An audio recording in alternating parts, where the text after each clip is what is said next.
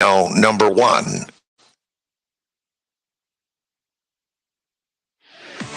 This is Sports Talk with Phil Kornbluh, Chris Bergen, and Pat Daniel.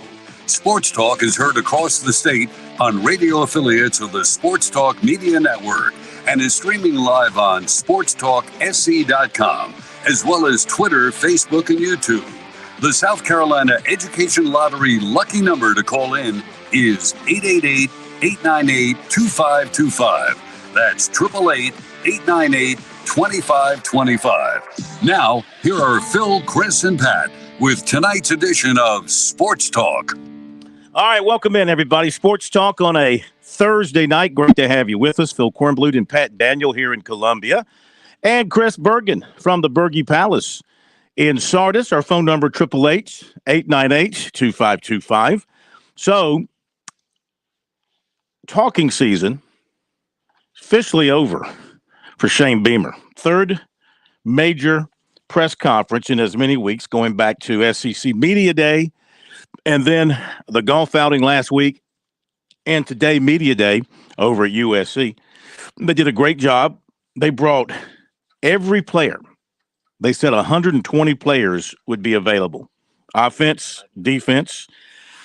And I think they were all there, sitting around a horseshoe-shaped arrangement of tables inside the Spurrier practice facility. Very well done. You could talk to whoever you wanted to. Coaches as well. Every assistant coach was in there as well. So nicely done. Enough talking.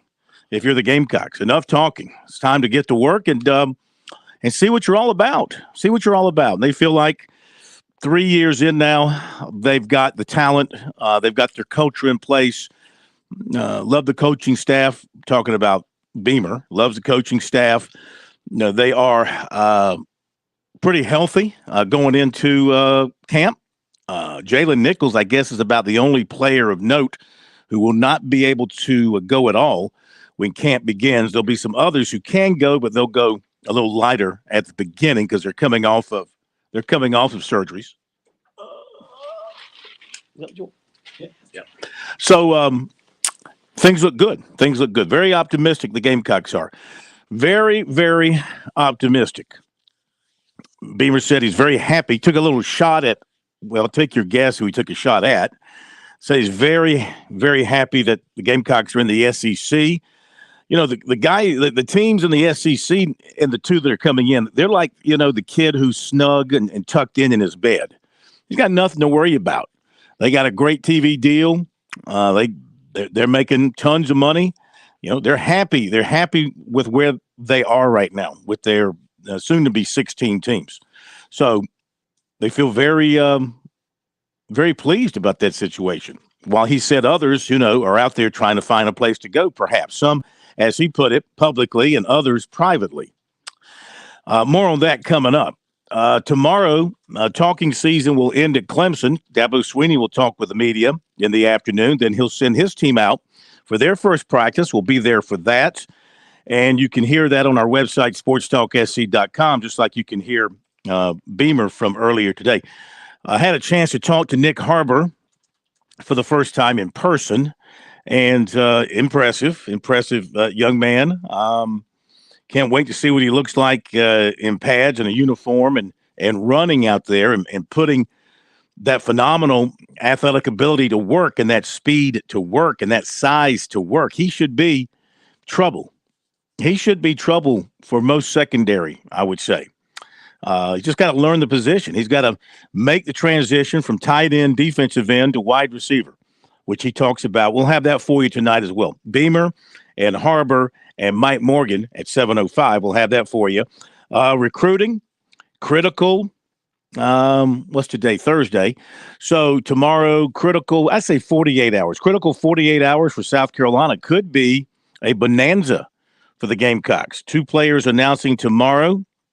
In Paler and Duckworth, the 26 quarterback, and then Lewis announcing on Saturday. Gamecocks could get all three. They could get none of the three. But I think they're going to get some of the three. Will they get all three? It's possible. We're going to have to wait and see. Had a story up on Paler tonight on our website. Had it last night. We'll talk about it tonight in recruiting. So we have got a ton going on here on Sports Talk. And we'll take your phone calls tonight. Yes, you can get through and join us. 888-898-2525. South Carolina Education Lottery lucky number for you here on Sports Talk. Chris Bergen joining us from the Berge Palace after, I don't know, did you get a lot of rain down your way today? We had some storms kind of move through here. Actually, I think you guys have gotten the worst part of it, the upstate and the Midlands today. We're supposed to get a good bit of rain, I think, overnight on into tomorrow. It drizzled off and on all day here in the PD, so just one of those kind of dreary days. Mm-hmm. But, hey, in the early portion of August when it's 75, 80 degrees, you can have all the cloud cover you want. So I've got no problem with that. But I listened to Beamer, and I thought some of the stuff he had to say today was really, really interesting. A lot to unpack from his, 30 minutes with you guys. But I wanted to go back to your point about the SEC and his sort of shot at everybody else, shot off the bow of maybe the ACC, the Big 12, the Pac-12, and certainly the Big 10, and look at it from sort of a larger perspective for a moment with the SEC. The SEC, let's assume for a moment they are legitimately happy bringing in Texas and Oklahoma to go to 16. What happens if and when the Big 10 gets to 20 teams and the Big 10 starts looking like the more lucrative, the bigger conference, the whole 9 yards? We all know that the SEC, in as much as it brings in tons and tons of money, it's the best conference in football. It loves that image of being the biggest and baddest bully on the block. Will Greg Sankey and the guys at the SEC legitimately stay pat while everything else is falling around, while Rome is burning? Are they going to be there, fiddling around while Rome is burning? Or are they legitimately still looking around to add, say, Clemson, Florida State, North Carolina, Virginia Tech, whatever the case may be? Do you think the SEC is not going to do anything in the next 2 or 3 years? Yeah, that's a good question. They seem like they're happy with what they've got now with the two coming in, Texas, Oklahoma. Remember, they tried to get more money out of ESPN by floating the idea of 9 league games, and that wasn't going to work.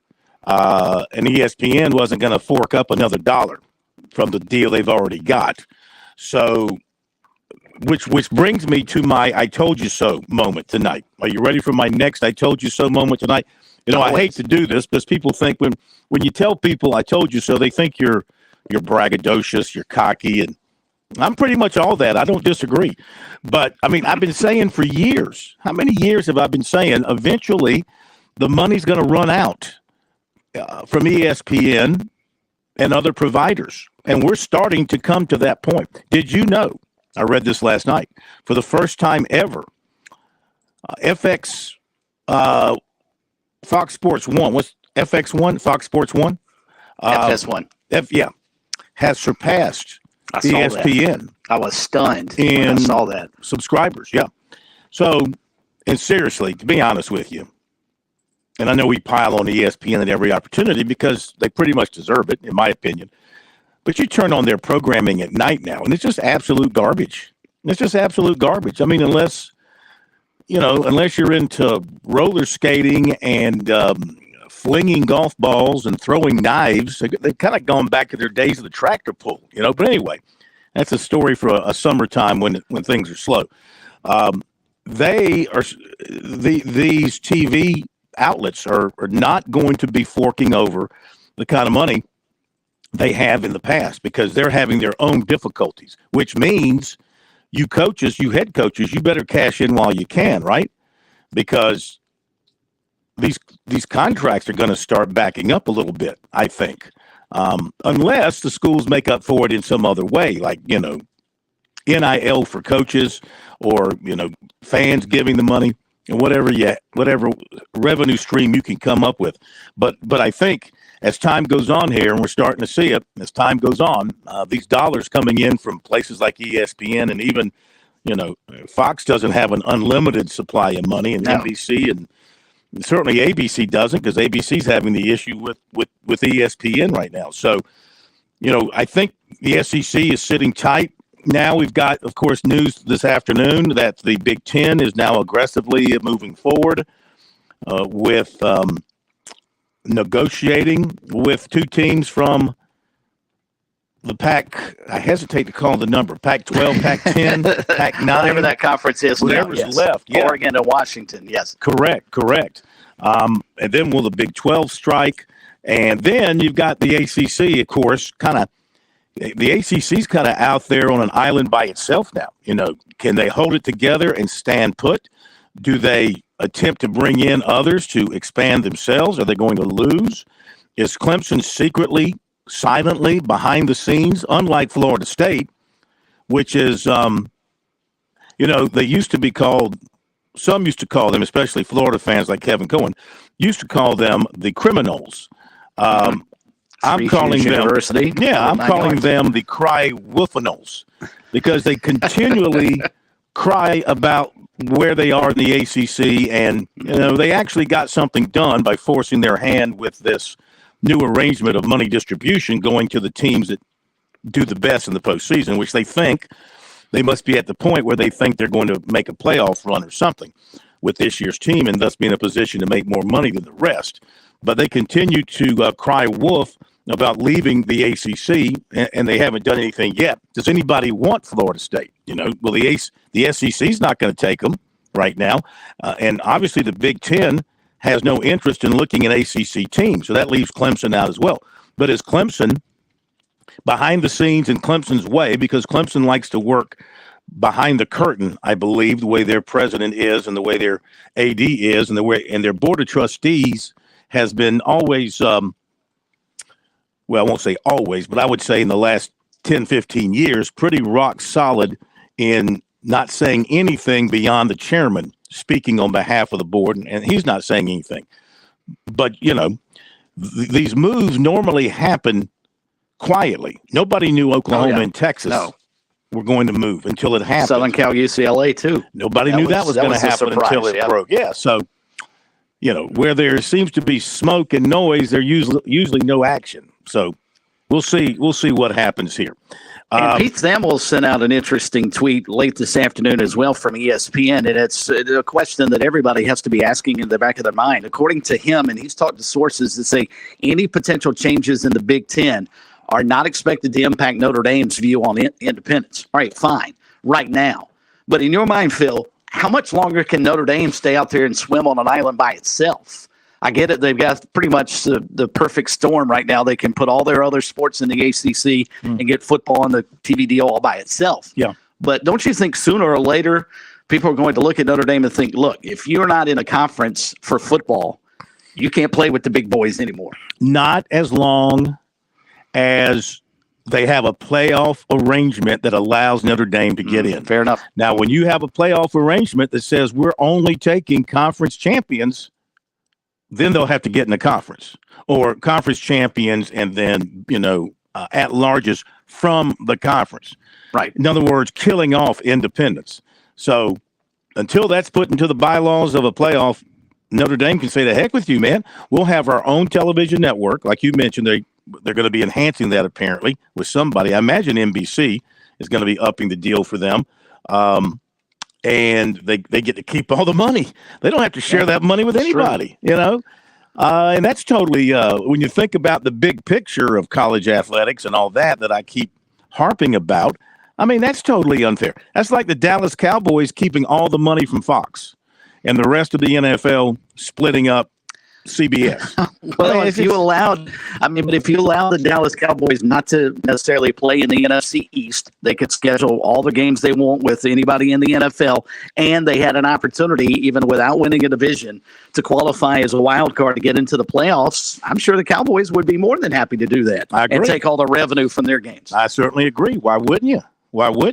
So this stuff continues to swirl, and we'll see when it all comes to a head. Our phone number, 888-898-2525, South Carolina Education Lottery lucky number to reach us here on Sports Talk. And we invite your phone calls. Love to hear from you. Since 2002, more than $999 million in lottery proceeds have been used to support K through 12 programs in South Carolina. Learn more about the lottery's impact at sceducation.com/education wins. And playing for fun is a win for education. Looking ahead to tomorrow night, I want to thank Jonathan Paler and Landon Duckworth for both scheduling their announcements at 6 o'clock. So Perfect. we'll have dual announcements for you tomorrow. One is streaming. That'll be Paler. Duckworth is just posting on social media. So if possible, we'll try to bring you the Paler thing as it's happening, and we'll be back.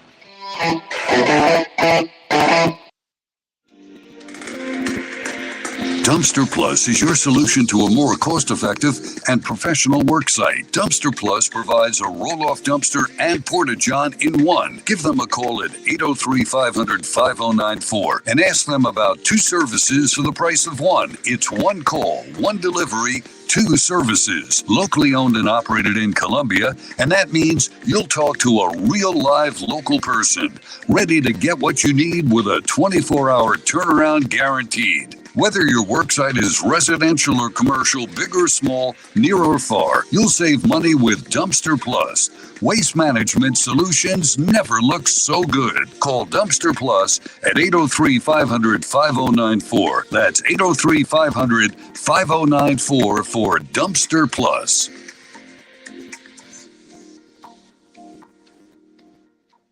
We've got rates worth bragging about. Founders Federal Credit Union is offering our 12-month certificate at a 5.04% annual percent yield for a 12-month IRA certificate at a 5.30%. Don't miss this opportunity. $500 deposit is all it takes to make these rates work.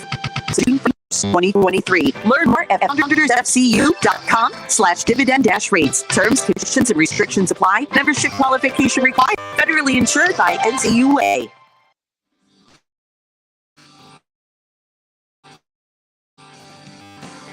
Shoot your rifle or handgun.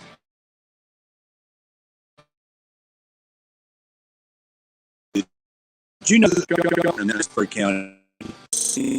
For more information on our public ranges, visit dnr.sc.gov/shooting.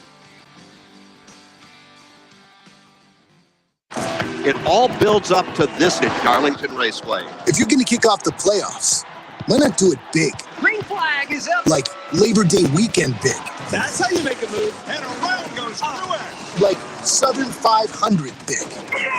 The only thing bigger than the action will be the experience of seeing it live. Tight. NASCAR Playoffs Weekend at Darlington Raceway, September 2nd and 3rd. Get your tickets today at darlingtonraceway.com. Discover South Carolina.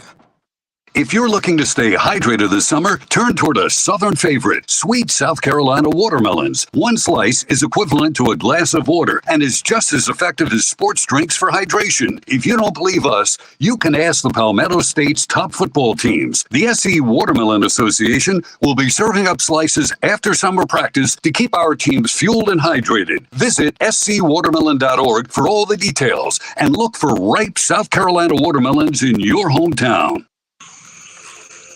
Have you turned on the fun? Try Cash Pop from the South Carolina Education Lottery. Pick one number from 1 to 15, win up to $2,500, or play all 15 numbers, and you're guaranteed to win. Play twice a day to double your fun. It really is that easy. Visit sceducationlottery.com to get the details. Cash Pop. It's the light of the party.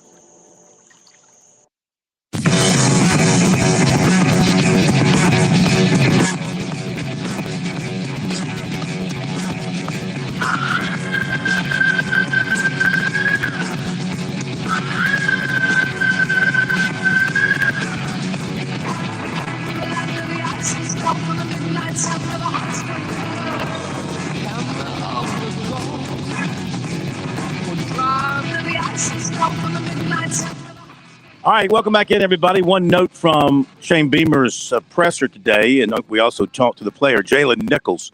Hopes to be back, he said. Beamer said during the season, Nichols talking to him was hopeful to be back by around mid-season. He just said he had some ligament damage in his knee, had to have some surgery, I don't believe it was an ACL or anything like that. He just said some ligament issues. They had to have some kind of surgery. He was walking today. He had one of those long white, not a cast or anything, but like a slip that goes from the knee all the way down to the bottom of the leg. Did not seem to be walking with a limp. He says he's able to do things he can't cut right now, but he can, move around and condition and run straight ahead and I guess backpedal. They just can't do any cutting right now. So they hope to have him ready to go by mid-season. Phone number 888-898-2525 out to I-26, a wonderful place to be this time of day. And Ray, welcome into Sports Talk. How are you? Hey, Phil, I'm doing good. Hey, great conversation topic. I've been thinking about this all day. I know the ACC, this buyout thing, what is it called? Grantus of rights, or it's got a fancy name. The grant of rights, yeah. Basically, the ACC made the schools sign to them their grant of rights. So that means if they leave the league for another league, then any money they make from their next league, they have to give it to the ACC. And, I've been thinking about that, Phil, and it's like everything. You first come out with this absorbent number, and you think, well, there's no way anybody's going to pay this to get out. But I got to thinking, just say if FSU wanted to go to the SEC, and I think Clemson will look at it, but I think Clemson and ACC has just been a great match, if you ask me. But just say Florida State wanted to do it, and just say the SEC gets this deal where they're paying each school $85 million. Well, all of a sudden, $120 million seems doable. You know what I'm saying? Mm-hmm. As crazy as that sounds, and if they wanted to make that happen, if they think they're a better fit there, they say, well, heck, that's just a year and a half of our money. We'll figure it out in a way. But it's just amazing how, $120 million, to me, that's all the money in the world. I mean, anybody it is, but God, I mean, college football is getting where the money is so great in some of these conferences, especially the SEC and the Big Ten, where they're talking about the next 5 years, to where, heck, maybe $120 million for some schools might be doable. But anyway, enjoy the show, Phil. Go ahead. The chairman of the Florida State board, he was quoted as saying that this is manageable now. I think it was him, maybe it was the president. One of them said it's manageable, this rights thing. In other words, we can handle it if we end up leaving and we have to pay something back to the ACC. We can handle it. That's amazing. But anyhow, hey, that's a great topic. I look for what other people got to say. Thanks, man. Thank you very much. Appreciate you. Well, what did we see last night, Phil? Somebody tweeted out they'd done the research that 50% of the SEC revenue that they make from TV contracts and the like is greater than 100% of the revenue that the ACC has. Mm-hmm. So maybe that's what Florida State was referencing. There's so much money to be made in the other conferences that we can actually afford to kick back that money and survive. Yeah.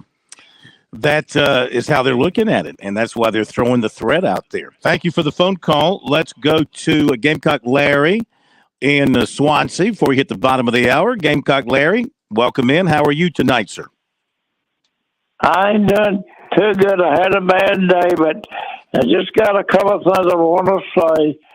One is I got a good report from my Chief Executive Officer of the Gamecock Research Committee. Mm-hmm. And let me tell you, he said he thinks before the football season starts, the SEC is going to name 4 teams coming to the SEC. It's going to be North Carolina State, Florida State, and Clemson. And let me tell you all something right now. Clemson and Florida State ain't going nowhere else except the SEC. That's for sure. Number 2, I want to say I got to make an apology to my Gamecock friends. Someone told me that I made a statement the other day that I was going to pull for Clemson in football this year. I might have said it, but I can't remember. But Gamecock fans, Gamecock Nation, this is Gamecock Larry. I will never pull for Clemson. I wouldn't even pull for them if they was playing North Korea. And I don't like that little old fat man in North Korea. So I am not going to pull for Clemson. All right. Okay, sir. We got to run. I hope you continue to feel a little bit better. Appreciate the phone call. Be back after the break. On Point Weather is made possible by our friends at Palmetto Citizens Federal Credit Union on 107 The Point. Here is tonight's forecast. We are cloudy this evening with a low temp dropping to 71. Tomorrow is our coolest day of the week. Our best chance for some downpours also. Look for on and off showers with a high of 82. Now for the weekend, a mix of sun and clouds both Saturday and Sunday. Still have a slight chance of rain. We're warmer with temperatures back around the low 90s. I'm Kevin Cohn with your On Point local weather. Hey, this is Paul Romanstein, proud owner of Midlands Landscape and Lawns. Is it time for a new lawn? You need to start with a smooth grade done right. Then a must is a new Rainbird irrigation system that comes complete with a 1-year warranty. We will then help you know what turf is right for your yard. Tip Top Bermuda is a great turf for full sun. Then let the pros maintain your whole property and keep your new grass green and healthy and weed free. At Midlands Landscape and Lawns, we hate weeds. So that's why you can find us at hateweeds.com. hateweeds.com. With SRN News, I'm Keith Peters reporting former President Trump appeared in a Washington, D.C. courtroom today where he pleaded not guilty to charges he conspired to overturn the 2020 presidential election between he and Joe Biden. He fired off a post on his Truth Social platform before his arraignment telling readers, "I am being arrested for you." Lebanon's caretaker prime minister has demanded an end to the volatile clashes in the country's largest Palestinian refugee camp, warning that troops may have to intervene if the deadly violence doesn't stop. Najib Mikati called Palestinian President Mahmoud Abbas on Thursday after sporadic clashes left dozens dead and wounded. The gunman who stormed a synagogue in the heart of Pittsburgh's Jewish community and killed 11 worshipers has been formally sentenced to death. A judge imposed the sentence Thursday on Robert Bowers. More on these stories at srnnews.com. I'm sure you've seen all the construction around Malfunction Junction. Maybe you've wondered what a career as a heavy equipment operator looks like, but you have no idea how to get started. Let Midlands Technical College help put you in the seat of a great career operating a backhoe, dozer, excavator, or motor grader. Classes start every 5 weeks, and in a little over a month, you could be behind the controls of the equipment, making a great salary. Just check us out at midlandstech.edu. That's midlandstech.edu. Dave Ramsey here. Do you want your money to work for you rather than you working for your money? Go see my friends at Palmetto Citizens Federal Credit Union. They're not a mega bank and have been serving the Midlands since 1936, offering good old-fashioned customer service and free services. They'll look out for your financial well-being. With 14 locations, check them out today at palmettocitizens.org. Federally insured by the NCUA. Hey, Kev here. One thing that's truly unique about The Point is you. We call our listeners the Point family. You've stayed so loyal. You've stayed so supportive. Thank you for that. We call The Point Columbia's local talk radio experience. We're community driven. We push hard for our advertising partners because they're mom and pop businesses, small business owners. People ask me all the time, how can we help you with The Point, Kev? Well, it's pretty simple. Support those who support us. If you hear an advertising partner here on The Point, use them. Support them. Brag to them that you're there because you trust The Point. If you're a local small business owner, I'd love to have you as part of our lineup. Give me a call. Tell me your story. I'll create a customized advertising package that fits your budget and your needs. Nothing corporate, nothing cookie cutter. Look, if you haven't tried radio, it does work, especially here at The Point. Give us an opportunity to share you with our Point family. Call me. 563-8558. That's 563-8558. Or email me directly, kev@makethepointradio.com. I sure hope we could partner up. Join the Point family. It's the Cigar Militia, Columbia's premium cigar store. It's that time of year. It's golf weather. Are you going golfing this weekend? Be the guy bringing the sticks, not the guy that borrows. Come by and refill your humidor or just pull off the interstate for a smoke and a cold beverage. Our friendly and knowledgeable staff will help you. You can be a novice or a seasoned veteran.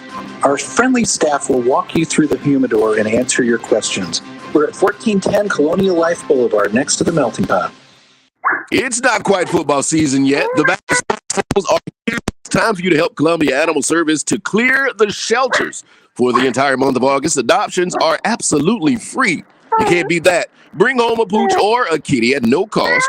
Be the hero to give a dog or cat a new home. Visit petfinder.com today to see your next family member. Clear the shelters in August. Free adoptions. Visit petfinder.com and support Columbia Animal Services.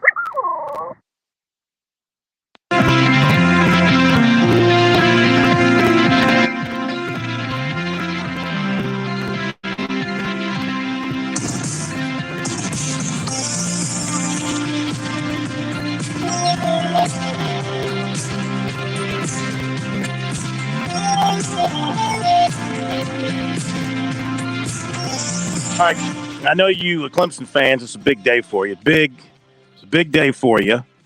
It really is one of the cool traditions on the day before it started practice at Clemson, the big weigh-in, where the players step up on the scale. I think Sweeney's right there in the middle of it, and they have a big celebration as these guys find out if they've gone up the way they want to go up or come down the way they want them to come down. Here are some of the figures from Clemson. Keith Adams was at 217. He's up 7. I'm not going to read all of these, but just some of them. Jamal Anderson, 214. He's up 9 pounds. Brenning Stool, 232. He's up 2 pounds. Vic Burley, 318. He's up 18 pounds. Barrett Carter, 231. He's up 6. Bo Collins, 212. He's up 2. Let's see. Who else looks interesting here? Cade Denhoff. Oh, he stayed the same, 255. Sage Ennis up 7 pounds to 242. Jarvis Green went from 185 to 206. Wow. He must be on my diet. 185 to 206. Good grief. I can help you do that. Hunter Helms lost 7 pounds, 215 down to 208. How about A.J. Hoffler? He went from 235 to 251. It's a pretty good jump. Let's see who else jumps out at me here. Klubnik went from 195 to 205. Jaheim Lawson continues to get bigger. He needed to. 235 to 240. Linthicum, 305, 305 stays the same. Phil Maffa went from 230 to 227. Justin Maskell, 255 to 260. And Mitchell Mays. Mitchell Mays went from 315 down to 306. Shipley, that's a good idea. Call out a name. You call out a name, I'll give you the weight. There we go. Shipley went from 230. No, that's not right. Where is he? 205 to 210. 205 he gained to 210. weight, and Maffa took some off. Apparently. Xavier Thomas went from 255 to 243. Antonio Williams, 190 to 195. Peter Woods from 300 to 316. Wade Woodass from 215 to 232. That's good weight for him. Anybody else you want to know about? What did you say Xavier Thomas was again? He came down from, got to find it here again, 255 to 243. Trotter stayed the same, 230 to 230. Now, take this for what it's worth. His Wikipedia, and this is Thomas, when I think he first stepped on campus, he was around 260. And considering all the health problems that Xavier has, it's understandable that he's lost some weight. But probably he feels better playing at that weight than he would when he first came into campus. Dietrich Pennington from 355 to 338. Walker Parks from 315 to 306. So, sounds like they're trying to get some of these offensive linemen maybe a little leaner. Have they kind of across the board lost some weight here? Peyton Page went from 315 to 308. Anyway, some of the weights. Remember Sweeney? Sweeney talked during his media availability at Clemson, not at the media days, but he talked about how his team is in considerably better shape. They got faster. He talked about them getting stronger and faster. It sounded exactly like what Shane Beamer said about his team today. So maybe that's the case. They've leaned them up a little bit. Don't need the extra added weight along that front line. I got one more weight for you. Tiger Bryan, he went from 230 to 268. Ooh. Let's go to Tiger Bryan in Lancaster for our next phone call. 230 to 268. Tiger Bryan, welcome in. How are you? Wait, man. Your scales is wrong. Oh. Your scales is wrong. I'm sorry. Sorry. I say about 178, 180. Well, that's a good weight. 9.5, full of pounds. I love it. But you know what? You talking about damn Isaiah Thompson. Have you seen him? He's a beast. I've seen plenty of. I've seen pictures of him. I was going to say I've seen plenty of half-naked pictures of Xavier Thomas over the last 6 years. Yeah, I'm talking about he's muscle. You're gonna lose weight, gain weight. If you got muscles, and the way they feed them kids and work out, they do the right thing in the weight room. Every college kid ought to get the bait off of them. I got beer fat on me. Is that what it is? Yeah, I got beer fat. I ain't gonna lie about it. Now, what does Mrs. Tiger Bryan weigh? I'm just wondering. No. Tiger Bryan, don't answer that question. She weighs less than I do. Let's hope so. Yeah, she weighs less than me. Hey, you gonna get me? You try to get me to the doghouse? Hey. I heard you. Yeah, I am. That's what I try to do. I understand. I've got a question though, guys. All kidding aside, I didn't mean to get Shamecock Larry. I'm gonna call him Shamecock Larry. In trouble when y'all lost communication, and me and Pat took me in late. Hey, listen. Hey, I went back and checked the ratings. I checked the ratings for that segment. That was the highest rated 3 minutes in the history of Sports Talk. I know it is. I'm waiting on my check, brother. But anyway, I didn't mean to get him in trouble now. you get his Gamecock buddies turning against him. I ain't lying. I didn't mean to do that because I wanted to wish him happy birthday. I was going to send him a card. I didn't get the address, so I would have. But I still love old Gamecock I think if you just send it to Gamecock Larry, Columbia, South Carolina, it'll get to him. Yeah. Oh yeah, I'm sure. But I got a question. This is all it's serious here. If you got an NIL at Clemson, Carolina, and you transfer to another school, do you have to pay that NIL back, or how does that work? That's a good question. That's a good question. Well, I've been thinking about it because I didn't have one the other night. I talked to y'all because y'all have covered everything I was thinking about.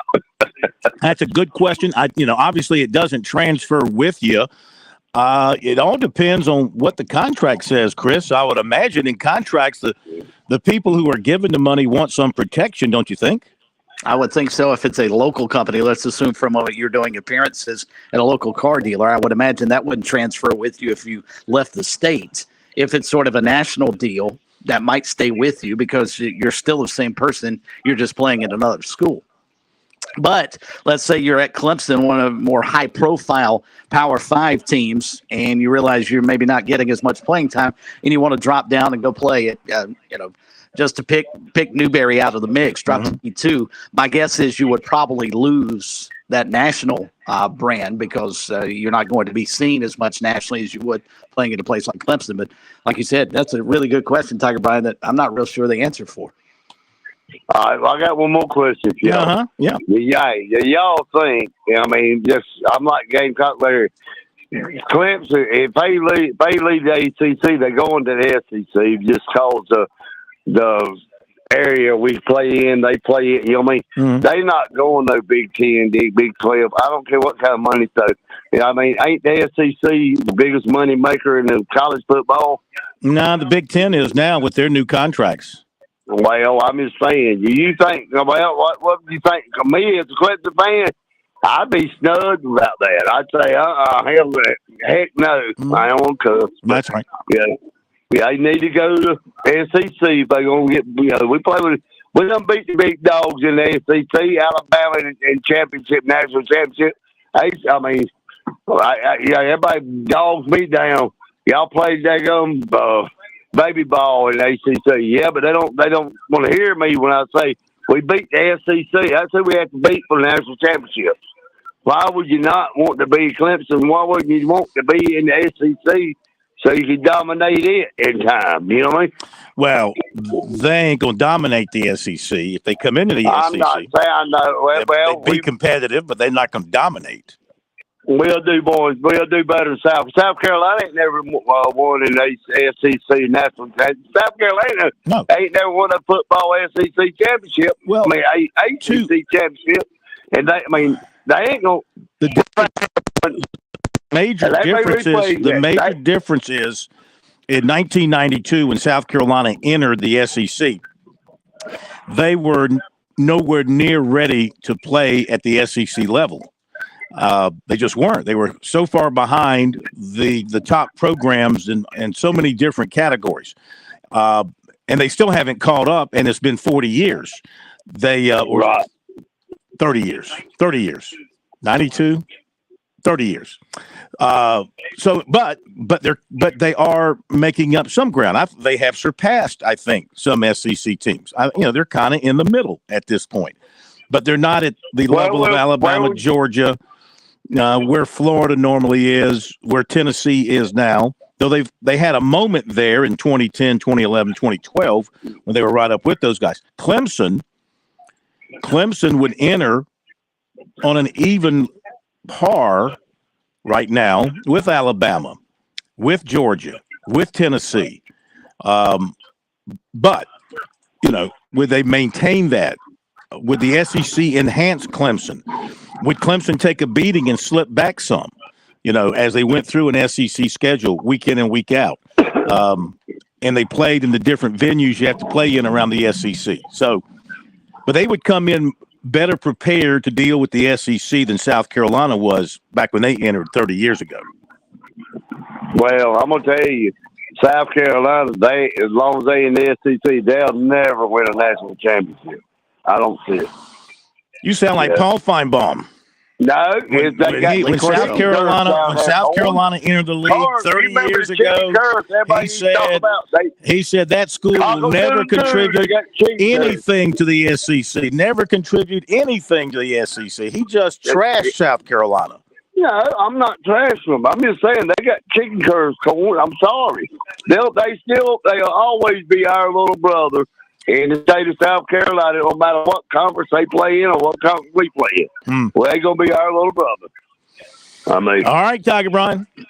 Y'all have a good night. I enjoyed it. Yes, sir. Thank you very much. Appreciate the phone call. 888-898-2525 is the phone number. Tiger Brian kind of getting into season mode now. He's starting to strut his stuff a little bit. He's ready for November. I might hold off on the little brother stuff for this year in particular, coming off what happened last year. I'm not sure I'd be throwing that out there, but I think you're spot on about if Clemson were to come into the SEC right now, they would come in on the even plane with Georgia and Alabama, and certainly they're in a much better position to be ready to compete than South Carolina was when they joined. Plus, the Gamecocks facility-wise, not just competitive, but facility-wise, they were so far behind the SEC. Look how much they've caught up in that department in the last 30 years. Well, being in the SEC forced their hand, forced them to grow, forced them to generate giving, increase the giving, the fundraising, and then the spending. It all goes hand in hand. And the Gamecocks are forever. Look, they're 70 years in terms of being in the SEC. They're 70-something years behind some teams. Been there from the beginning. And have lived it. And listen, the SEC when it comes to football has always been a different animal. And until you make the rounds of Tuscaloosa and Auburn and LSU and Athens, and now you throw College Station in there, now you throw Norman in there, now you throw Austin in there.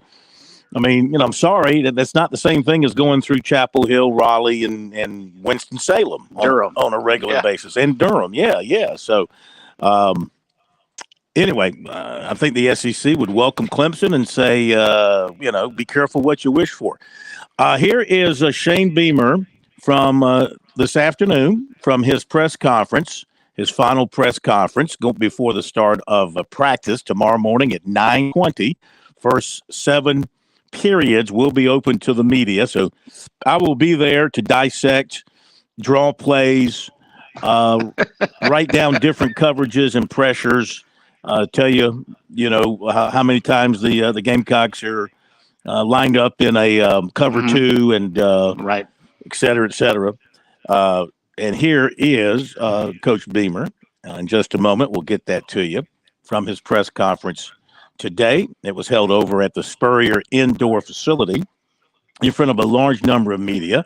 I don't remember them doing that before. Yeah, they've done it now. No. We've done this for several years now. Steve Fink and Company have put this on, so it's good. You got access. You got more than you can deal with. I mean, every player, every coach is there. You got more than you can deal with. So it's a lot of fun. It's good to have, and we are going to go to that here momentarily.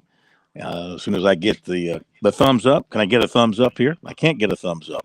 Well, I'm not real pleased that we can't get a thumbs up here because I got a different digit up. I didn't get the thumbs up. So I don't know what the middle digit has to do with anything. I'll give you a thumbs up, Phil. But I guess we're not.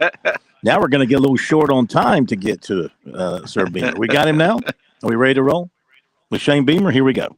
From a football standpoint, unbelievable summer that our team just had. I know every coach in America is probably standing up here in these press conferences talking about what a good summer his team had.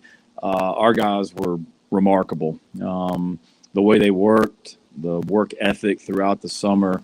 It's probably the fewest number of just accountability issues that we've had since I've been here. We track everything. Do you get to the building on time, or you to weights on time, or you're handling your academic business, or you're doing things right from a nutrition standpoint? And very, very, very, very few issues like that from an accountability standpoint. And a big part of that, too, is our freshman class. I mean, a lot of times you worry about freshmen coming in and how well do they adjust, whether they got here in January or whether they got here at the end of May. And regardless of when they got here, our freshman class has been fantastic as far as what they've done as well to contribute to this team in a short period of time. And we're going to need a lot of them on the field this summer as well. But our guys got back here Memorial Day night, and we had a team meeting that night and started workouts the very next morning. And we've gotten better as a football team. There's no doubt in my mind this summer. Huge credit. They don't get enough credit, but to our strength and conditioning staff, Luke Day, Chip Morton, Nate Settergren, Bitch Oakey, Jameel Walker, who we hired this past offseason, Will Mullins, Mike Persino, and Matt Akawa. I mean, they've been unbelievable what our strength and conditioning staff has done throughout the summer.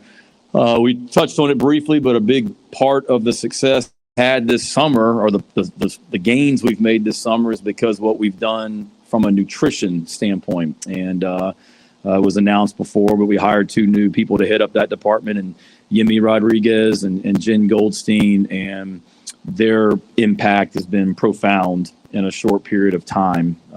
Body composition of our players, the body fat of our players, it's remarkable just in their short time here what they've done. So a lot of the things that we've done from a strength and speed standpoint this summer is a direct reflection of what we've done from a nutrition standpoint. So huge shout out to them and the impact they've already made. We told our players we wanted to do things in nutrition better than they've ever been done before, and to think outside the box and do things better. And we certainly have as well. We got better as a team this summer. There's no doubt about it. We got stronger. We got faster. We had multiple players on our team who increased their max on the squat 100 pounds just from May to last week. And that's remarkable. The average squat on our team went up, average person went up 50 pounds just on the squat over the summer. Bench press, the average gain was 24 pounds per player. We had 31 players this summer that hit new top speeds. We track everything, GPS monitors and all that in practice, and how fast they're running in practice and in workouts. So 31 of our players ran faster this summer than they've ever run at any time in their time as a Gamecock football athlete. And a lot of these guys that I'm talking about who have gotten stronger and faster are older guys. It's not just the young guys. So couldn't be more excited about what we've done this summer. Just told the team in a team meeting before I came down here, we got better this summer. There's no doubt about it. But now the key is going to be for us, we got to get better in August. And there needs to be great urgency within this on this team because of who we're opening up with and how quickly we got to get better. There should be great urgency to get as these freshmen that we have ready to play as quick as possible because we're going to need them in game one as well. And from what I've seen since January and now throughout the summer, we're on the right track. But these next 4 weeks will be critical for us. Got meetings this afternoon and then looking forward to our guys coming down. Just told the team in a team meeting, we're not limiting who you can talk to and saying these guys are off limits. We got the whole team will be in here. So I'm eager for you guys to have a chance to see everyone. And know you can't talk to everybody, but we got some fantastic young men and fantastic stories on this team. So excited for you to be able to visit with them. We'll finish up that and carry on with dinner and meetings tonight as a team. And then we'll hit the field tomorrow morning, ready to roll. So couldn't be more excited about where we are as we stand here in early August, knowing that we have a lot of work to do. Couldn't be more excited about where we are as a program from a recruiting standpoint with what's still to come. Couldn't be more excited about the conference that we're in. And I don't take for granted being in the SEC. I mean, every time I look on the phone, there's a school at another conference that's begging to get out of the conference that they're in. And people making comments about they're leaving. They're just trying to figure out how and when. It's mind-boggling to me, but thank God that we're in a conference that is more solid than any conference in the country, in my opinion. A conference that other schools are trying to get into actively, whether it's privately or publicly. And don't take that for granted at all. Thankful for the leadership we have by Greg Sankey and being a part of the greatest conference in America. And we talk about it in recruiting all the time, the benefits of being in this league. And it's evident with what you see going on in the news this week with different schools and the instability in different conferences as well. So wish all those schools that we compete against well, or wish them well, but we're fortunate that we're in this conference and don't have to worry about a lot of the things that other schools are worried about in regards to their future. So with that, any questions? Shane, position-wise, is there one glaring issue that you think is up of this August? Glaring issue about a certain position that we need to get solved? No, I think biggest, I wouldn't say it's an issue, but challenge, something we need to get done is certainly just we're going to have to rely on more freshmen earlier than any time that I can remember. And that's an exciting thing. These guys are really talented, but whereas before you may say, well, this guy may figure in a little bit on special teams and maybe by game 4 or 5, he's contributing a little bit more on defense. This year, more than any other that I can remember, we're saying we know true freshmen are going to have to figure in right now in game 1. So that's exciting as a coach, and that's what I told the staff this morning. We got to do a great job of coaching and getting these guys ready to play in a short period of time, for sure. So that's one thing, and then certainly we've talked about it, David. The depth at certain positions isn't what it needs to be, but it is what it is right now. And now we've just got to do a great job of making sure that we've got enough people that have the flexibility to play, in different spots and always put our best 11 on the field. Coach, I know DQ Smith and Nick and Warren made impact for you a little bit last year on the field. How have you seen them grow both on and off the field? Yeah, they've been really good. We met as a staff all yesterday afternoon and for about 2.5 hours this morning, where we just went through literally every single player on the team and broke down their summer and what they've had. And those are two guys that really had good summers, and got better. And as the summer went on, have grown in a leadership role for sure. And are two guys that were thrown into the fire early last season and got better as the year went on, but have shown no signs of slowing down and only getting better. Those are two guys that they're crazy. They're only going into the second year in our program, but are leaders on this football team. All right, some of Shane Beamer from earlier this afternoon. Everything's up on our website, SportsTalkSC.com. Yeah, a not so little subtle dig there to, I imagine he was looking at the in-state school in the ACC, Clemson, and also thinking of Florida State. Mm-hmm. I would agree. But it's funny, he is, and I've said this before about Shane Beamer, he runs the Dabo Swinney playbook to a T. And a couple of things he pointed out today, I talked about the weight and how much faster and bigger, stronger. That's exactly what Dabo said earlier. And he also talked about the accountability issues, the best that he's had since he's been at Carolina. Dabo said the same thing 2 weeks ago. It's the best he's had in the last 5 or 6 years. So these two programs may not like each other, but they're trying to mirror one another. Hit the break here, top of the hour. Mike Morgan coming up. By the way, before we do what's supposed to happen here, thank you for pushing the button. I thank you. Programming thanks you. America thanks you. WQXL Columbia, W264DF. Grills, outdoor kitchens, fireplaces, summer sizzle starts with Bart. This is 107 The Point. News this hour from townhall.com. I'm Keith Peters reporting. Former President Trump was arraigned in Washington, D.C. today. He's accused of orchestrating a brazen and ultimately failed attempt to block the peaceful transfer of presidential power.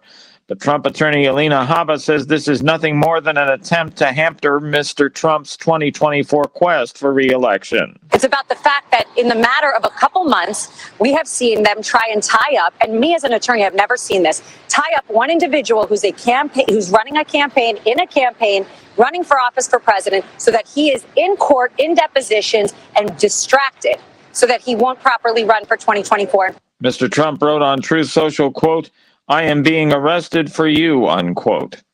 In other news, a church was bombed in Ukraine. Russian shelling has hit a landmark church in the Ukrainian city of Kherson. Correspondent Karen Chamas reports. Russian forces unleashed 2 rounds of strikes on St. Catherine's Cathedral in Kherson, wounding several people and setting the church ablaze. The Kherson Church, dating from 1781, is one of the city's most notable buildings. It once was the burial spot for Prince Grigory Potemkin, a favorite of Russian Empress Catherine the Great. The remains were removed last year while the city was still under Russian occupation.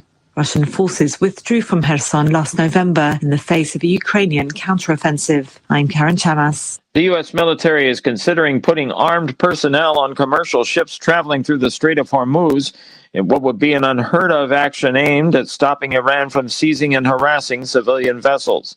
If implemented, it would be an extraordinary step by the Pentagon as it grapples with a renewed effort by Iran to harass and seize ships traveling in the strait. On Wall Street, the Dow down by 66 points. More on these stories at townhall.com. Relief factor, pain relief that's natural, pain relief that works, and pain relief that attacks the source of the pain. That's the experience of tens of thousands of Americans who are taking Relief Factor right now. See their incredible video endorsements at relieffactor.com and then order your 3-week quick starter pack for just $19.95. That's less than $1 a day. Find out if it can work for you like it works for me by ordering your 3-week quick starter pack today. Relieffactor.com, relieffactor.com. Be the next success story.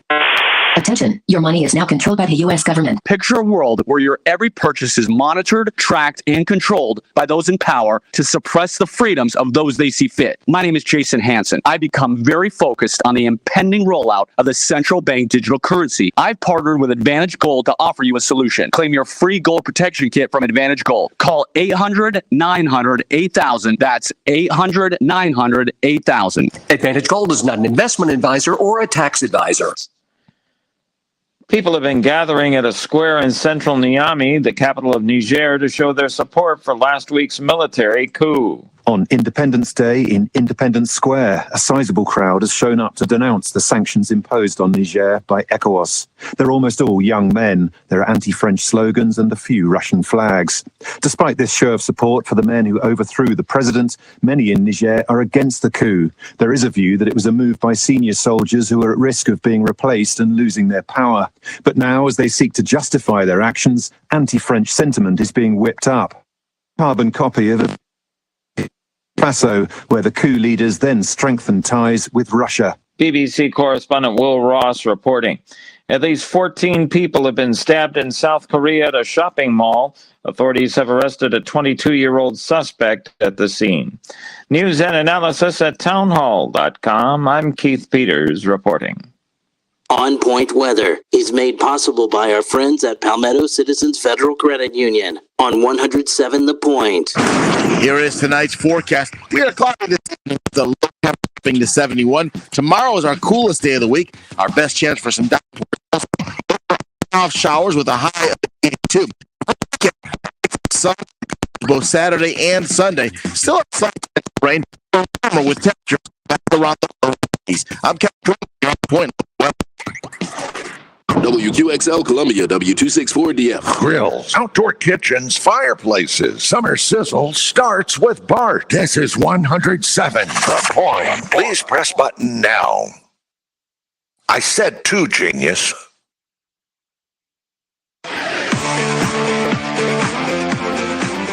Welcome back to Sports Talk on the Sports Talk Media Network. You can reach the guys with the South Carolina Education Lottery lucky number, 888-898-2525. That's 888-898-2525. Now back to Phil, Chris, and Pat with the second hour of Sports Talk on the Sports Talk Media Network. Welcome back, everybody. Good to have you with us on this Thursday night. Phil Kornblut, Chris Bergen, and Pat Daniel. More to come from USC Media Day today. We'll hear from Nicholas Harbor, the prized freshman recruit in the 23 class for Shane Beamer. Interesting stuff from him coming up. Also, we'll have the recruiting report for you tonight. Right now, though, it's time for another edition of Morgan on the Move here on Sports Talk. And it is brought to you by Visionaire Solutions, now serving South Carolina for over 3 years, Chad Shealy, and his innovative services from Visionaire Solutions and Prevent Cleaning Service. They're simply getting it done. Dust a problem, allergies, odors, or stale air? Some people have all of that. Clean air is healthy air. So breathe easy. Call the great folks of Visionaire today. For you and your family, they're worth it. 803-220-1811. They also offer dryer vents maintenance, so don't put that off. Be safe. Call 803-220-1811. Let Chad Shealy and Visionaire make your home a cleaner and healthier home.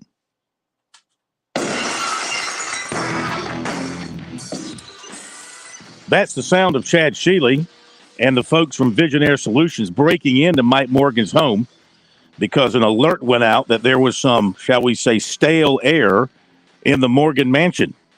And they wanted to get that stuff cleaned out of there as quickly as possible. Mike, welcome in. How are you? I'm well. Now, you know, Chad he doesn't have to break in. He's a welcome visitor anytime because we want clean air. We want to get rid of all the things you mentioned. So he doesn't have to break in. He's got the code, unlike you, where the only way you're getting in there is if you somehow pick the lock or break a window, and I hope you don't do either. I do know where you live, and you do know where I live, and you're quite a burglar in your own right. Yes, I am. Yes, I'm jealous of a man who has a yard that can be cut in 3 minutes. That's a pretty good yard to have. Yeah, it is. Yes, a low maintenance yard is a good yard for me. All right, so let's put this to bed. Hopefully, before too much longer, we can, find out who's going to be residing where in what league and et cetera, et cetera. But here we go again, Mike. It's like not just every 2 years. It's like almost now every year, this time of year, we get the whirling dervish of realignment. Nobody's ever satisfied where they are. No league is ever satisfied with who they've got. They're all seeking more money, but the money's drying up. And it's all going to come crashing down, I think, maybe, 10, 15 years from now. Who knows? But looks like the Big Ten is going to gobble up the Pac-12 or what's left of most of it. Well, I would only correct you on one thing, and that is the schools that are in the Big Ten and in the SEC have no desire to go anywhere. Yeah. So while everybody else is looking for a better offer, they already, in their minds, they married the supermodel. They don't have the wandering eye. Are you speaking from experience there, Mike? Are you speaking from experience? I am not. I am. Well, I mean, yeah, I guess you could say I am. What What is the deal with you tonight, Cornblue? Trying to get everybody in trouble with their wives. Sorry about that. She's not listening to. Let's hope she's not listening to Sports Talk. Although she can't get enough of that recruiting report. That's all she ever talks about. Honey, when is Phil Cornblue going to talk about that kid out of? I've known for years. I've known for years that the recruiting report makes some women a little more frisky. Okay, so be careful. Yes. Yeah, that's true. There's never been a better aphrodisiac than the Phil Cornblue recruiting report. I think that's safe to say. How do we get down this rabbit hole? My goodness. The family show, Phil. I'm sorry. No, I think after 7 o'clock. After 7 o'clock, we go all adult. Okay, we go all adult. Oh, is that why you have me on in the 7 o'clock hour? Okay, right, exactly. So it's Disney programming 6 to 7, and then you turn into Larry Flint. Mike, it's corn after dark. Be careful. Corn after dark, yeah. Wearing a silk robe and a pipe and having a glass of brandy while he breaks things down. My goodness. Where the heck were we? Okay, so the teams in the SEC and the Big Ten, they don't want to go anywhere. They are quite happy. The teams that are in the Big 12 now, they know they're not wanted necessarily by the SEC and the Big Ten, and they are pretty happy where they are. The problem is many of the teams of the ACC have a wandering eye, and many of the teams that are left in the pack are scared to death that they're going to be aboard the Titanic 1,000 feet below the surface level. And we know how that ended up for those fine marine biologists. You don't want to be in there. That is not a good spot. And Colorado, while many people could care less about Colorado football, they are the linchpin to all of this. We have been sitting on DEFCON 5, to use a War Games analogy. If you want an earthquake analogy, there's been no Richter scale conduct or any type of movement or anything that caused anybody any concern. We were just ready to talk practice, break down the 2 deep, and get ready for the season. But once this domino fell, I can connect dots that go all the way from Colorado to the SEC offices in Birmingham. And it doesn't take you that many notes to do it, because if the Pac does completely implode, which looks very likely, well, that means the Big Ten is going to probably get a couple of heavyweights in Oregon and Washington.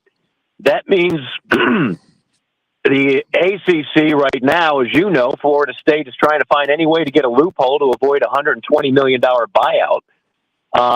And that means that the SEC could look at the Big Ten getting stronger and say, you know what, we're the NFC, they're the AFC. I think it's time to consider 2 more programs. So all of this started with one simple program that hasn't been relevant for a decade, leaving the Pac-12, now the Pac-9, soon to be the Pac-0, for the Big 12. And now everybody has to pay attention to this story because it could affect the backyard that you live in. Soon to be the packed up and gone. That's what it's going to be. Yeah. Mike Morgan on the move with us here on Sports Talk. Yeah, I am really just exhausted reading about and talking about this conference realignment every so often, because my belief is, and I think this might happen, I don't know when, but you got to go national with the approach of college sports now. You got to forget about this conference realignment. It doesn't mean anything. It means something to the schools that are in it in a particular league, but at some point the colleges have got to think about themselves as one large league. I'm talking about the big money makers, maybe the Power 65 or maybe fewer than that, and form your own national alliance. Everybody work under the same rules. Have all the TV outlets in the pool with you and split it up that way. But all the money goes in the pool, and everybody share. You got to use the NFL model at some point, don't you? And it would help competitive balance eventually, don't you think? That is a very sweet gesture, and right now I just want to pat you on the head and say, Good idea, son. But the reality is the SEC and the Big Ten want no part of that. But they're not going to agree to any of that. But if the ACC dies, it is not good for college sports for the Pac-12. Some people might be dancing in the streets over this. I don't know why anybody would be happy about this. You can't find any joy in the Pac-12 dying. I mean, L.A., San Francisco, the West Coast without a major athletic conference representing the schools in that league, that's ridiculous. Yeah, but think about it, though. It's not as if Southern Cal is going to stop playing football in the Big Ten. Southern Cal is still going to be, in other words, you're not losing programs. Yeah. You're losing conference affiliation, right? So, I mean, if Florida State leaves the ACC, you're not losing Florida State football. You're just, the conference affiliation is broken. But by and large, tell me if you agree with this or not. College fans are regional fans. They like their teams playing their neighbor. They like their teams playing the guy down the street. Yeah, occasionally play a guy from the other coast, whatever, for television purposes, makes for a good matchup. But you're a Southern Cal fan. I mean, seriously, you're going to enjoy years of having, and always, Northwestern, Rutgers, Minnesota. Yeah, you're going to get the occasional Michigan, Ohio State, matchup. You're going to get the marquee matchups, but you're going to get a lot of dogs. It's one thing if you're playing a bad team, but they're in your conference and you have history with them and you share something in common from being with them for 70 or 80 years. It's another thing if you have to suffer them and they're forced upon you because of this conference realignment and they're not even in your backyard. Well, I don't disagree with you that the fans, certainly, especially the ones that actually can afford to travel these days, love to have opponents nearby. I mean, I get what you're saying. The thing about it is, though, I think the way the schools justify this is that at the end of the day, you know what fans want more than anything? They want winning. Southern Cal is still going to play UCLA. That's their top rival. Are people going to miss the Southern Cal Washington State showdown, the Southern Cal Oregon State showdown, the Southern Cal Arizona showdown? I don't know. Take a look at Clemson. Clemson's biggest rival, when that 12-game schedule comes out, who's their biggest rival every year? South Carolina. That's right, and that's not going anywhere. What's the second biggest rival for Clemson, would you say? Well, I would say their second biggest rival would be, now, at one time it was Florida State when Florida State was really good. If they get back to that level, it'd be them. But I would say Georgia is always number two for Clemson when you want to rank rivals, South Carolina, then Georgia. Okay, and I wouldn't disagree with you. But they don't play Georgia very often, right? I mean, that's kind of a news flash when they do because they're not in the same conference. Right. South Carolina's biggest rival every year out of the 12-game slate is who? Clemson. Okay, that's not going anywhere. What's number two? Well, it was Georgia until they, will interrupt it next year. And this is South Carolina now. I would say Georgia, because of the proximity, the history with Georgia, I'd say they would be number two. Mm-hmm. Mm-hmm. Yeah, I'd say so. And then number three is anybody's guess, right? I mean, there really isn't a number three. I would say Tennessee. They go back a long ways with Tennessee. Played them before they were in the SEC. Play them every year that they're in the SEC. Yeah, I'd put Tennessee 3. Okay, and I wouldn't disagree with you, but my point is, South Carolina, if Tennessee somehow bolted, they're not going to, but let's just say they bolted to the Big Ten. Are Gamecock fans really going to miss taking on the Volunteers every year? I don't think so. If Clemson bolted, do you really think Clemson fans are going to miss playing Wake Forest, Duke, Georgia Tech? I mean, really, there's only so many games that fans are really psyched about. Other than that, what's most important is to win, to just win. And the belief is, in order to win and be competitive in the current climate, you can't be drawing $30 to $50 million less every year than the opponents that you're battling for national championships for.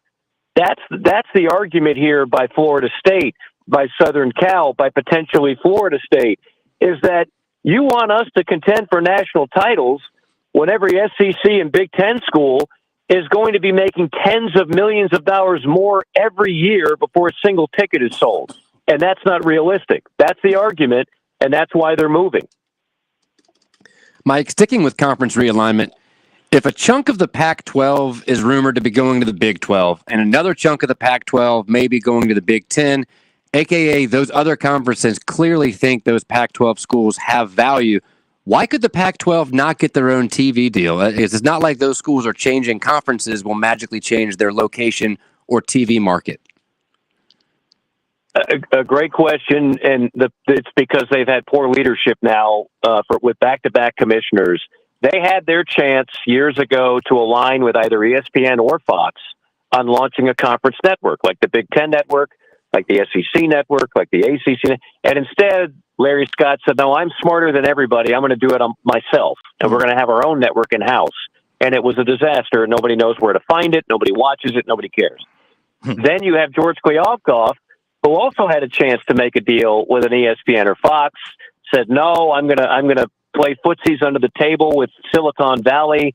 And then the deal that he's been teasing everybody with for months, if not years, turned out to be a dud. It's a contingency deal through Apple that may pay a little over $20 million a year.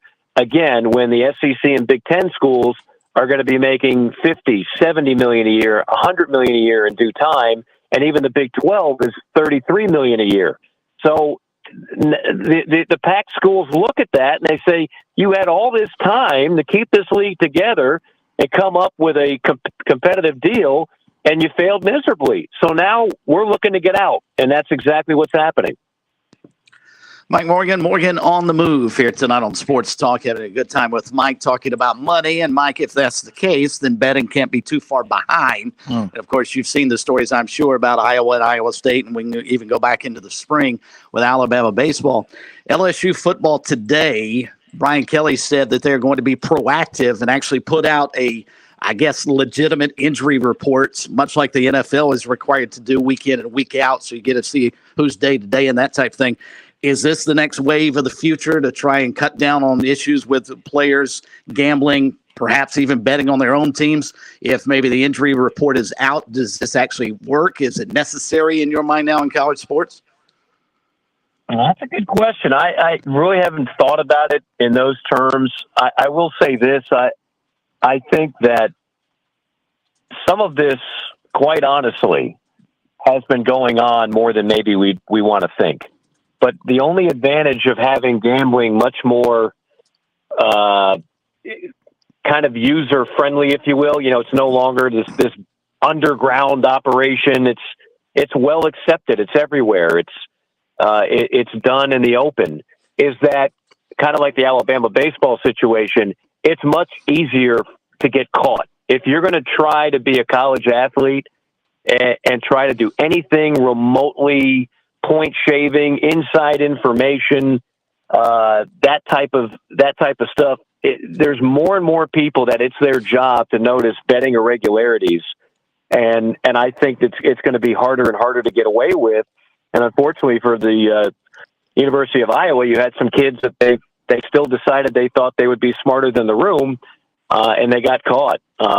So I don't think this is going to be something that plagues college athletics and our game's going to be on the level and all. I'm not that paranoid about it, but I do think it's something that's always been out there, and I think now it's going to be caught much easier with so many eyeballs out there taking a look at what's going on. Very appropriate and good call on your part, Chris, to ask Mike a gambling question, because I can remember a few years ago in Omaha, actually across the river in South Dakota, there, Council Bluffs, where Mike created. Council Bluffs, Iowa, Phil, that's South Dakota. I'm sorry, Iowa. I was thinking, where's there a gambling casino? I'm sorry, in South Dakota? Iowa. I'm sorry, Iowa. But Mike created a system to beat in the casino to beat roulette. And I sat there and I watched Mike bring the roulette dealer to his knees. And he was in tears. And the pit boss was walking around. The pit boss comes walking around wondering what's going on. And Mike's just, he's using his system. And you know what? It was unbeatable. I don't think you lost a spin. I did quite well. If those that saw the movie Casino, where they take the guy back who's got the little electric buzzer counting cards with his partner, and they take the hammer and they bash his hand in, and they basically say, which one do you want? Do you want you can take the hammer or give back the money? And that's what happened to me, and I gave back the money. Okay, I embellished that part. That was in Casino, and I'm not Joe Pesci and Robert De Niro, but I thought I had the system beat in roulette. I had 3 great years in Omaha at Council Bluffs, beating the Casino, beating up Harrah's, and then I went on a cruise ship thinking I knew everything about roulette, and I got my you-know-what handed to me, and I haven't played much roulette since then. Learned your lesson the hard way.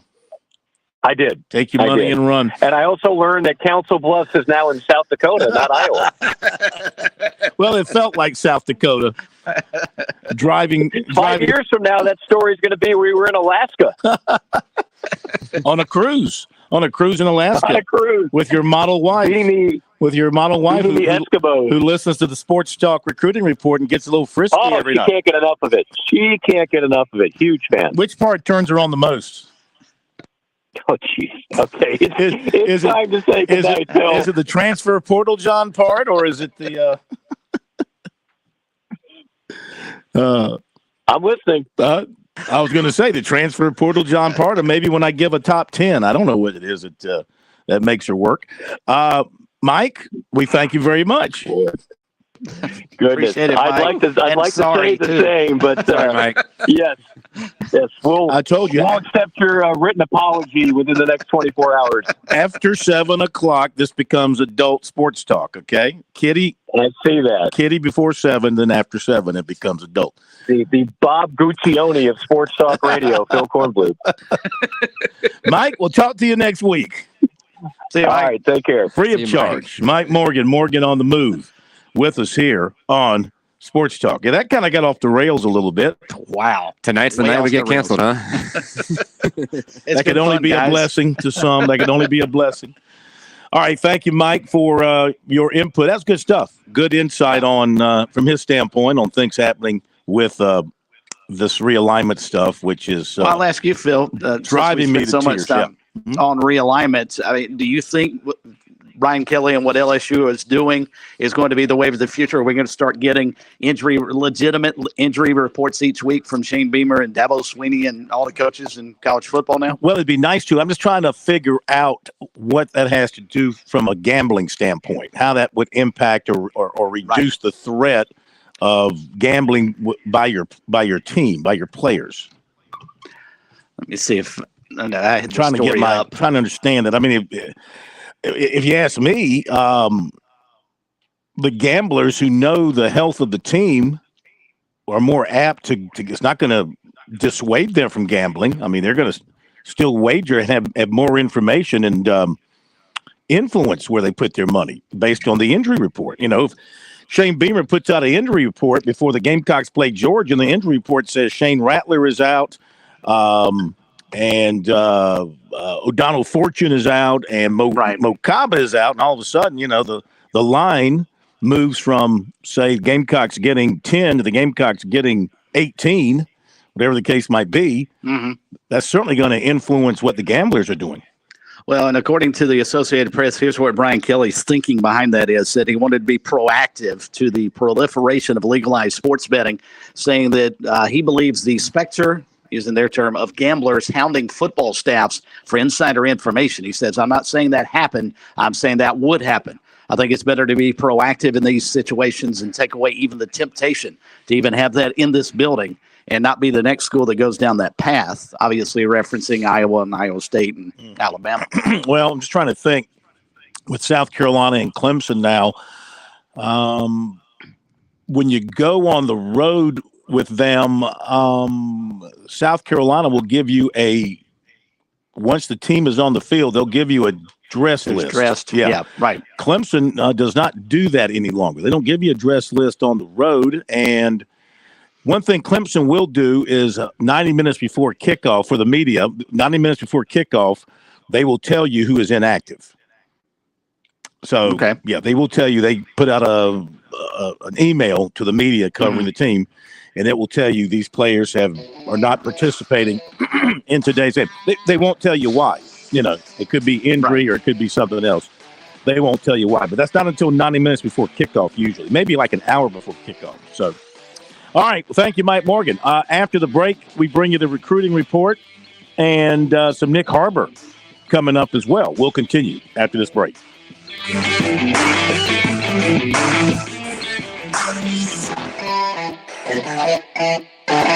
On Point Weather is made possible by our friends at Palmetto Citizens Federal Credit Union on 107 The Point. Here is tonight's forecast. We are clocking the low to 71. Tomorrow is our coolest day of the week. Our best chance for some off showers with a high of 82. Sun both Saturday and Sunday. Still have a slight chance of rain. Temperature back around the 20s. I'm Kevin on Point. Hi, this is Adam from Aladia's in Lexington. We're open and looking forward to your next visit. Come by and see us for dinner. Not only are we back, so are some of your favorite dishes like chicken marsala, red pepper gouda bisque, and Tuscany chicken. These and so many of your favorite Italian dishes prepared with our homemade family recipes. Come visit tonight for dinner in Lexington at 101 West Main Street. We're eager to help you create a memory at Aladia's. Thank you for all your loyal support. With SRN News, I'm Keith Peters reporting Donald Trump has pleaded not guilty to trying to overturn the results of the 2020 presidential election. The former president spoke to reporters at Reagan National Airport after his arraignment on charges in Washington, D.C. today. You can't beat him, you persecute him or you prosecute him. We can't let this happen in America. Thank you very much. Russian shelling has damaged a landmark church in the southern Ukrainian city of Kherson that held the remains of Prince Grigory Potemkin until last year. He was the 18th century military commander who encouraged Catherine the Great to expand the Russian Empire's power into what is now southern Ukraine. Ukraine's emergency service says 4 of its workers were wounded in a second round of shelling as they fought a fire in St. Catherine's Cathedral. On Wall Street, the Dow down by 66 points. More details at srnnews.com. Well, you know why August is one of the best months of the year? Because the hunt is finally on. Every August, choice. We celebrate. At Shooter's Choice, they have the hunting experts. They have store-wide discounts for the entire month to get you ready for the shotgun, but just not sure. Well, the folks at Shooter's Choice are actually and hunters and help. Shooter's Choice has a huge selection of hunters' rifles that are in stock and on sale. And the nicest scopes to make sure you don't miss your trophy. Hey, look, a hunter's equipment really matters. Let the experienced staff over at Shooter's Choice help you in zeroing your rifle. If you take your hunting seriously, you know this is pretty critical. They'll save you time. It's August. It is time. Hunting online at SportsTalkSC.com. Better come on over. Columbia. Make it your first choice. Make it your best choice. Make it Shooter's Choice.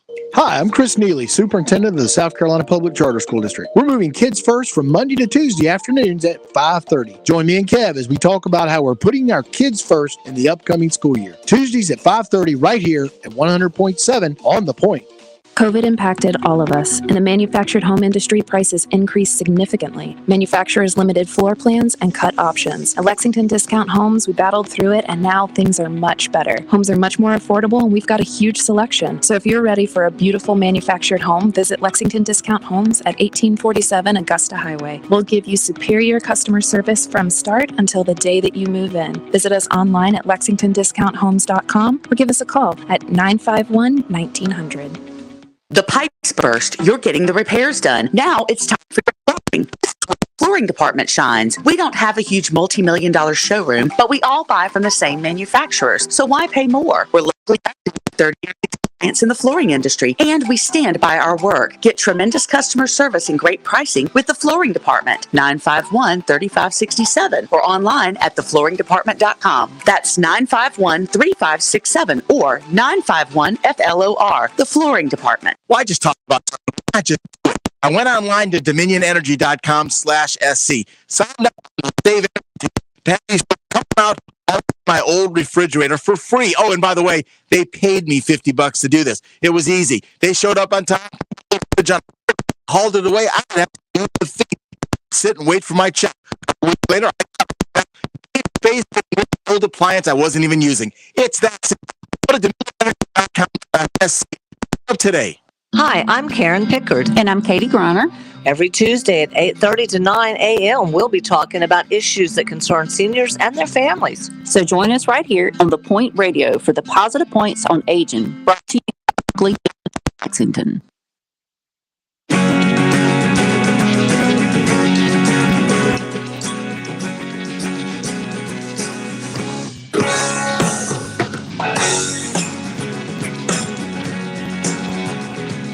All right, we're back on Sports Talk here on the Sports Talk Media Network. Phil Kornbluth, Pat Daniel here in Columbia, Chris Bergen, Bergie Palace over in Sardis. Let's go to Keith in Camden next with us here on Sports Talk. Good evening, sir. Welcome in. Good evening, guys. How y'all doing? Terrific. Yeah, just quick comment. Love listening to Tiger Bryan, but I got to follow that conversation up tonight. He may be right. We never have won one. We possibly never will. But one thing's for certain. I'm in support of Carolina and Clemson. That game at the end of the year, I'm pulling for Carolina regardless. But one thing's for certain, Tiger Bryant, you've won several. If you come into the SEC, you just need to remember the last one you won, because I doubt very seriously they'll win another one if they get into this conference week in, week out and take the pounding that most people take. So, you don't think Clemson can handle themselves? No. Don't you think Clemson? Don't you think there are benefits for Clemson in the SEC recruiting wise? Now they can tell people, hey, we're the SEC. I mean, look, being in the ACC has not been in any way a major handicap to their recruiting.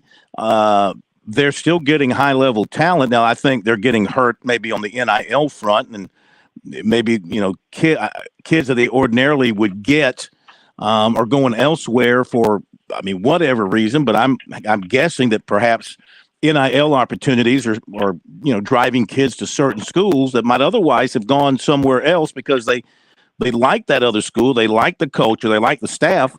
But now they got a chance to make more money somewhere else. And I think in some cases that's driving some kids to some schools.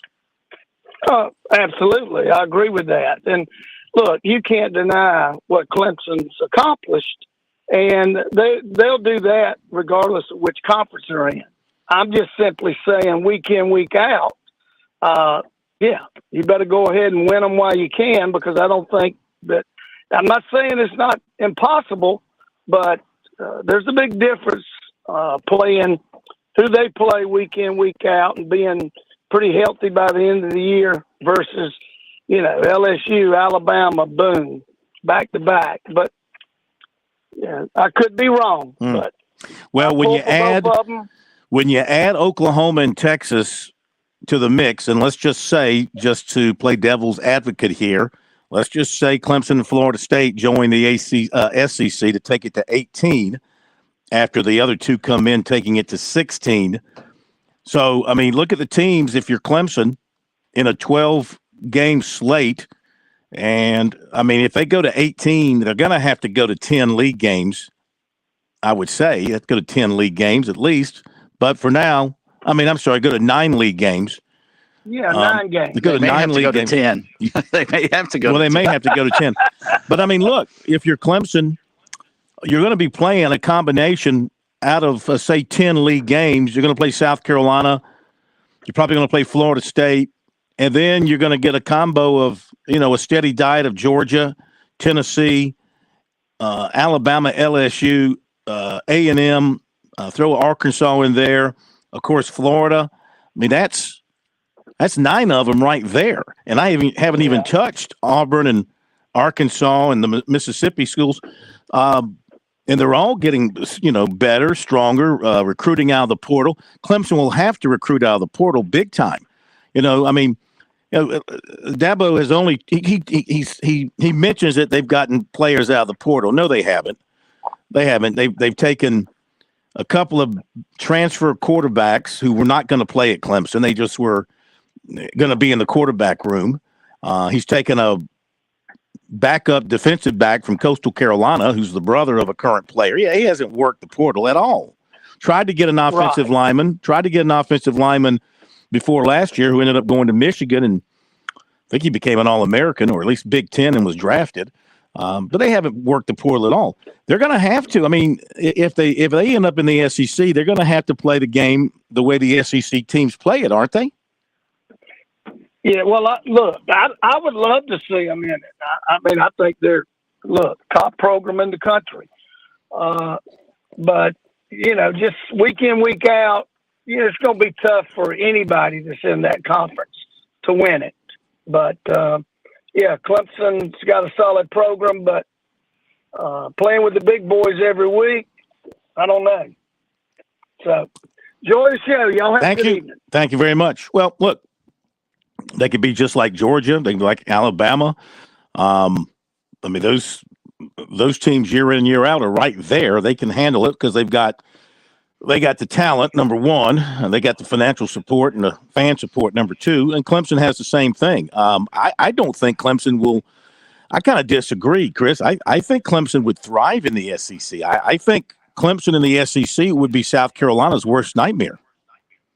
I think so, because I think the one thing that South Carolina right now has, because they don't have the success on the field to compare with the Tigers, the one thing they can always say is, but you guys play in the ACC, we play in the SEC. You bring the Tigers into the SEC, then that argument goes by the wayside, and I think you're right. I think Clemson is very competitive in the SEC. Yeah. But I will say Keith's probably right, too. I mean, just look how long it took Georgia being in the SEC all that time to go from their – 81 national champ, 80, I guess it was national championship, to when they finally won 2 in a row here recently. It's taken a long time for that program, which is one of the elite programs in the country, to get back to where they're the top of the heap. Alabama is going to fall off. It's going to happen. When Saban retires, probably sooner than later, it's going to happen. They're going to fall off. LSU had one of the greatest seasons of all time. They fell off. And now Brian Kelly's trying to bring them back. I mean, the SEC does that to everybody.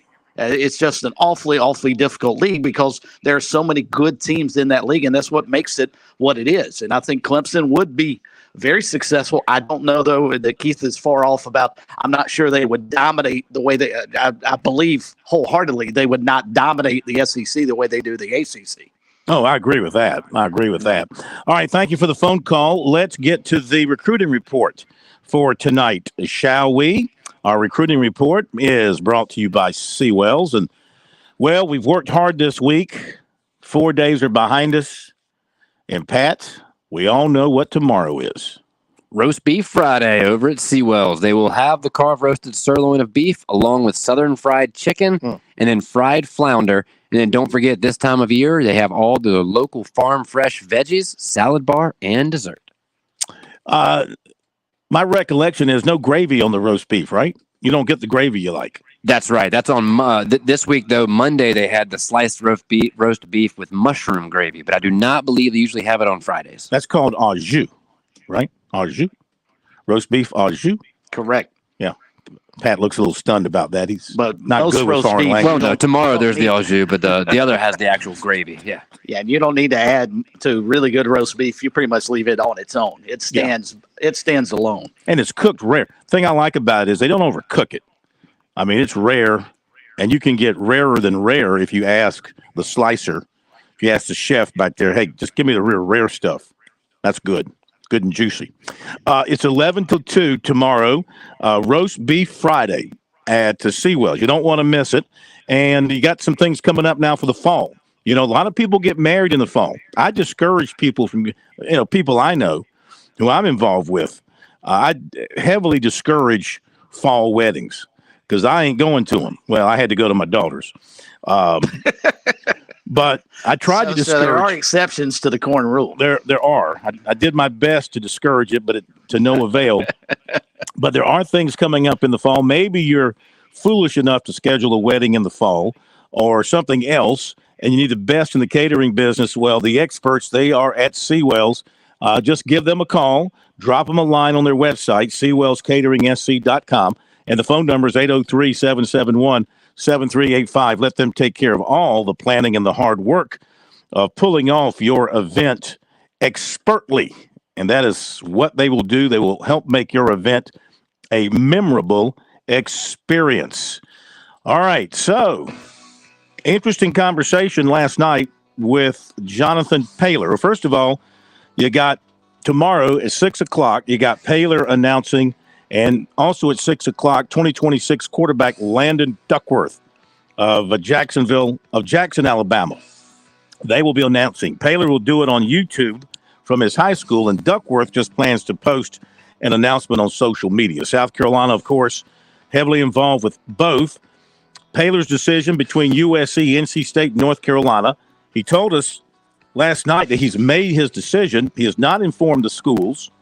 In fact, he said he made his decision roughly 4 days after his final official visit, which was to USC the weekend of June 23rd.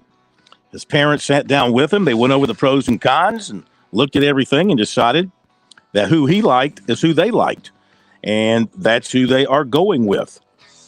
He said he's just waiting to announce to make sure that nothing changed with that school. And he said nothing's changed. They continue to show him a lot of love. He feels very comfortable with the coaching staff. Feels like family. It's close to his home, close enough to where his parents can get to him, come to the games, etc. He did go to state, and he did go to North Carolina last weekend for final visits there. And so, did that influence him? Again, he'd already made his decision by then.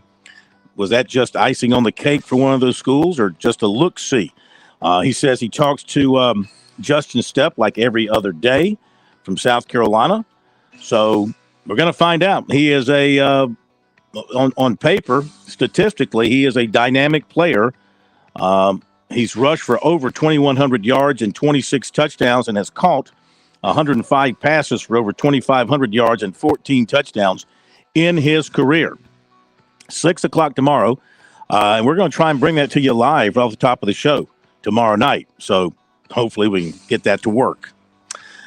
In the 2025 class, in that recruiting cycle, offensive tackle Justin Hasenheidel, 6'5", 300, a native of Germany, goes to school in Rabun Gap, Georgia. Was at Clemson for summer camp. Thomas Austin really liked him, offered him. He's got 19 offers now, including Clemson, Florida State, Ole Miss, Southern Cal.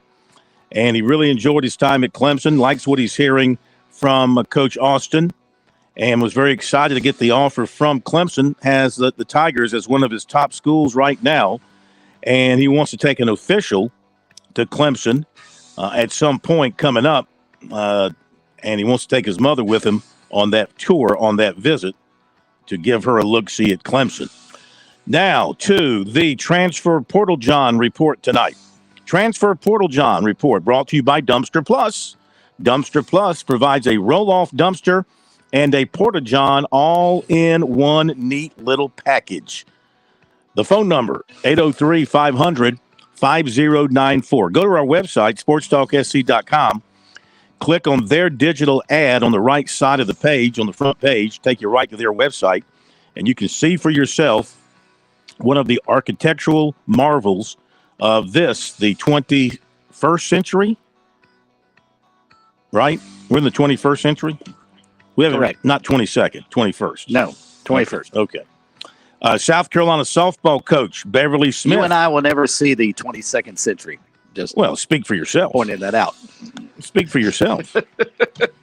South Carolina softball coach Beverly Smith announced that NFCA All-American Elena Valter from Stanford and Kiana Jones from North Carolina are transferring to South Carolina.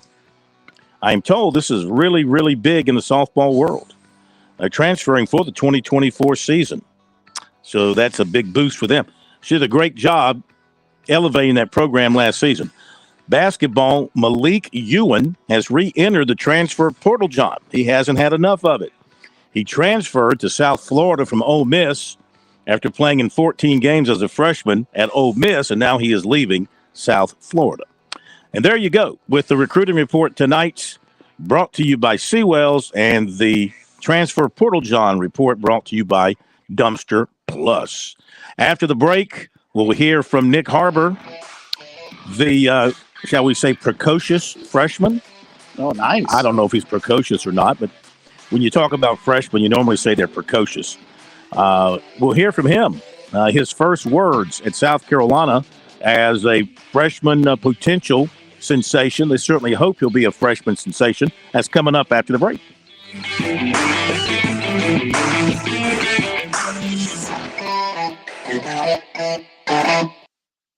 South Carolinians, this message is for you, whether you or a loved one are about to receive Medicare or want to improve your current Medicare situation. Brian Spencer of Palmetto Medicare is the guy for you. This is Mike Morgan, and I've known Brian for over 20 years. He started Palmetto Medicare in 2005, and here's what I can tell you about Brian. He's not the best-looking guy in the world. He's not a poet. He's not a very good golfer. He can't sing at all, not even in the shower. All of this is true. But here's what else I can tell you about Brian Spencer. There's no one I would trust more with that all-important decision of who will handle your Medicare benefits. Palmetto Medicare is local, specific, and native to the Palmetto State. Any and all plans in South Carolina are available through Palmetto Medicare, and they offer a free annual Medicare and prescription review. So with that in mind, there's just one phone call to make, 803-960-9484, 803-960-9484. Let Brian Spencer do the one thing he is good at, helping people with all their Medicare needs. Hi, I'm Jim Corbett. I've been an attorney for more than 30 years. There's one thing I've learned about injury cases. It's you need the personal touch. You need the lawyer to get to know you and describe your damages. You don't want a case manager talking to an insurance company, then talking to you, and then talking to maybe to a lawyer with limited experience at the last minute to try to settle a case. I talk to you, I find out what your case is about. Jim at JimCorbettAttorney.com. Jim at JimCorbettAttorney.com for your injury cases. George Bryan for Tsunami Bar Sports. Our inventor, David Abernathy, has always said Tsunami Bar technology allows us to take the training to the grass. Now I know through my sport of golf that natural agility can be converted to athletic ability. And why is this, Tsunami, Robbie? Transferring the training to the grass. This may be the most undervalued characteristic of the Tsunami flexible bar technology. The Tsunami bar action loads and unloads at the concentric and eccentric transition points. This is what we call reversal forces. And the Tsunami bar is the only bar and training device that I know of that can train these reversal forces adequately at speed. Hey, this is Phil Kornbluth. The Tsunami Bar is a terrific training device, whether you're working on your fitness or your golf game. It's convenient, it's easy to use, and you won't feel beat up afterwards. Be sure to click on the digital ad on SportsTalkSC.com and get 5% off any order using promo code BBB5. Don't wait. Order today. Summer weather has arrived in South Carolina, and you know what that means. Sweet, tasty South Carolina peaches are hitting shelves near you. Most people tend to think of Georgia as the peach state, but South Carolina is the East Coast's top producing peach state, so we know a thing or two about a great tasting peach. The next time you're in the grocery store or local farmer's market, keep an eye out for those sweet, tasty, certified SC peaches. Discover more about the tastier peach state at scpeach.org. Life, it has its ups and downs. Sometimes it's little things like hitting every red light or dropping your cell phone. Maybe it's the bills, rent, or pressure at work. But when it comes to the South Carolina Education Lottery, you should never feel like playing will solve everything. The lottery is a game. It's played for fun. So set a dollar amount. Expect not to win and make sure responsibilities, family, friends, and work come first. Visit playresponsiblysc.com.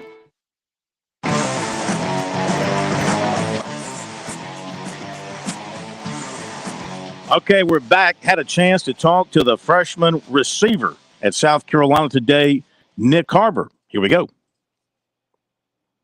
How do you feel it's gone for you so far in your few months in Columbia, transitioning from what you were to what you are now? It's been good. Like I just say the transition's been going excellent. Just getting used to the receiver position. It's probably been one of the hardest, but one of the blessings of my life that I'm so versatile that I can switch from a DN to a receiver and stuff. And then like I'm just athletically gifted that it's like the transition wasn't hard, but it wasn't easy at all. So I mean like we just making it work right now. What's the most difficult part of being a receiver? Cutting, because I'm a bigger receiver, so just getting in and out of my breaks has probably been one of the hardest things. But as I work on it, I'm getting better and better every day. How are you and Spencer Rattler kind of connecting because you're so new with one another? We're connecting good. Like our process had to be sped up because I only had a month and a half with him, so I just had to just get it going as fast as I could. So just making sure that. Like just getting used to that NFL arm, because man, the first time he ever threw it to me, I'm like, okay, like this is different. This ain't high school no more. This the NFL, and like it skipped from college to the NFL. Who was your high school quarterback? And going back to that to this now, how far is the difference between what you're used to catching to what you're getting from Rattler? I mean, like Tyshawn, my high school quarterback, and Spencer. Like, just the difference is like just the pinpoint, the anticipation. Anticipation is the biggest thing. Like, Tyshawn, he'll anticipate a little bit, but not all the time. But like Rattler, that's all. That's like what NFL quarterbacks do. He's throwing in anticipation. He's gonna throw me to the spot. Like the ball comes out way before I get out the breaks. Like back in high school, like we was just learning that. So like Ty's definitely gonna get better at that when like he gets to college and stuff, because that's what you're gonna have to do, because like the margin of like openness gets smaller and smaller and smaller. So like he's seeing that the margin. I'm not gonna be open all the time, but he can throw me open, or like the little slightest bit of openness can be a touchdown, could be a first down, be an interception. So like it just gets harder when the defense gets faster, more physical, and just smarter. So are you ready for the high expectations? I mean, there was the recruiting, the 5-star reputation. You're wearing the single-digit jersey, the Olympic background. Are you ready for the high expectations that people have, the fans have of you here? Hey, South Carolina brought me here. I came here. It comes with it. I'm just thanking God every day that He put me in this place, putting me here. But yeah, I'm ready. Like, I mean, I can't back down now. I had a month to go to back down, but I can't do it now. So like, just like I can't let the pressure get to me. But I just gotta play my game, and then my game's gonna speak for itself. Have you had your welcome to college football moment yet, or will that come on the practice field here in a few days? Yeah, I've definitely had my welcome to college football. It was like a little dig route at the back of the end zone, and then like that's my first time being with like Spence, and then boom, like that ball, like we was just running routes on air, and then boom, that ball just came. I didn't even turn my head around fast enough, and the ball just hit me. Like I turned, the ball was like right here. I just like put my hands up to be like, oh, I dropped it. I'm like, yeah, that was my welcome to college right there. How confident are you that you're going to find your place in the rotation? I mean, there's a lot of talent at receiver and tight end. A lot of guys want the football. You're going to find your niche? Oh yeah, definitely. Like that's what I got to do. I got to carve. I got to carve my way into the food chain, and then that just comes with hard work, and then like just doing what you got to do, and then like if you're doing what you got to do, the ball gonna come, and then especially like when the ball's thrown to you, you gotta come down with it, no matter how that ball is. Like the only time you can't come down with the ball, you made your best effort, and then like the ball is just too overthrown, too underthrown, just too out of reach. Like if your coaches see you doing all that, then they definitely gonna be like, okay, like he wants this and stuff. So you got like they're gonna definitely try to put you in with the next group and the group after that. What's your message for SEC defensive backs if you get behind them and you're open? Hey, I mean, don't let the crowd get too loud and stuff. Like, I mean, I don't like to talk. I don't like to talk since I'm so new. So they've been in this for a minute. I haven't, but I mean, like, if I'm getting behind them, they seeing my jersey number, and they say NC's Harbor. I mean, like, just pray to God I can drop it. Anybody want to challenge you in a 40, or anybody want to challenge you in a race yet? My teammates have challenged me. Xavier Leggett, I've heard he's been talking a lot, talking about he beat me. I don't know when that happened. I don't know where he's at, but we definitely going to have to talk after this because I don't know where he got that one from. But, he's my veteran, so I guess I got to go with it. Nobody's got you yet, though, huh? Nah, I say I'm 2-0. 2-0. I love the kids who know they're great, and they're trying to hold it in, Chris, trying to hold it back a little bit, but you can tell this guy's going to explode. He just kind of oozes talent and confidence, doesn't he? Yeah, it's easy to be humble when you're really, really good. And I'd like to see some of his teammates challenge him. If he's as fast as we've been told, I would love to see foot race between he and some of the other fast guys on that team. Going to be fun to watch. Tomorrow night from Clemson, Dabo Swinney and more from there, and also reflections on USC's first day of practice. Have a great night, everybody. We'll see you tomorrow.